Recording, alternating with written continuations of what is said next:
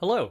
So let's talk a little bit about ZTNA, or Zero Trust Network Access. Now you may think you know what ZTNA is, and you probably do to some extent, right? ZTNA started quite a few years ago, and it really revolved around the principles of least privilege access. The idea was that we originally had VPN, which brought our users entirely onto the network, giving them full access to a bunch of resources that they probably don't need to touch, and really creating additional exposure. If that user's login or VPN access is compromised by a bad actor, they can connect to the network and access everything on it and do things that they shouldn't be able to do. So ZTNA came up with the idea of really limiting these users to access only resources that they need for their work. Now, while ZTNA has changed a bit over the years, if we think about the concept of ZTNA and really the nature of what we're trying to address with zero trust, we can look at the principles a little bit closer and take that into what is a more modern approach. So beyond just limiting users to the resources they need to access when they're connecting via a mobile client, we also want to do some other things as well. So if we look at our locations, we also want to limit that traffic so that any user, no matter if they're at a Starbucks, at home, in the office, wherever they are in the world, they should really only be able to see and reach resources that they require for their day-to-day business.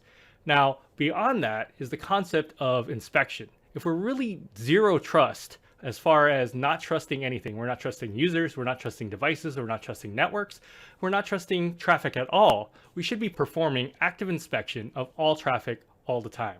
And this means that we should be performing TLS inspection and also have multiple security engines addressing this traffic to ensure that nothing bad comes into the environment.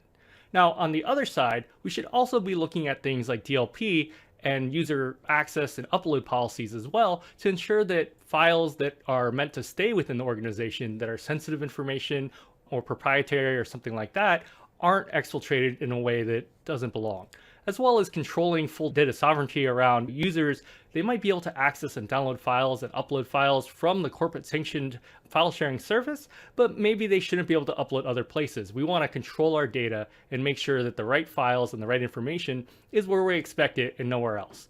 And so benefits of ZTNA is really across the board, right? Overall stronger security posture. And when you adopt the modern SASE approach to ZTNA, you're able to deliver this with no compromises. That means that we're not bypassing traffic from inspection based on performance. We're not split tunneling traffic because it doesn't perform well through our VPN service. We're truly performing full inspection of all traffic all the time, globally, for sites, users, data centers, cloud data centers, whatever it may be. Zero trust overall. Now, Cato really sticks to these principles when we've developed our service. And we're built around simplicity, flexibility, and agility, which is really key, I think, in making these types of security principles work in the real world.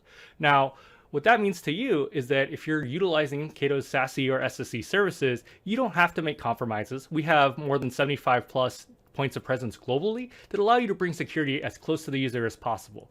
More so, we're connected between all of our locations via a global private backbone composed of multiple tier 1 providers. This means that you no longer have to sacrifice performance for security by backhauling to your data center or connecting through a cloud service that just uses the public internet. Beyond that, we can even improve performance overall through our WAN optimization capabilities as well as the backbone. And this really results in a more robust, easier way to approach security and connectivity for users. They can pass VoIP traffic, and even when they're at home, they're still not subject to the unpredictability of the public internet as their middle mile. Once they connect to Cato POP, they dynamically write our backbone or whatever policies you configured with full security inspection and least access principles for all of the things that they access and connect to. So Cato provides full mesh connectivity for users, locations, data centers, cloud data centers, but that doesn't mean that everyone can access everything.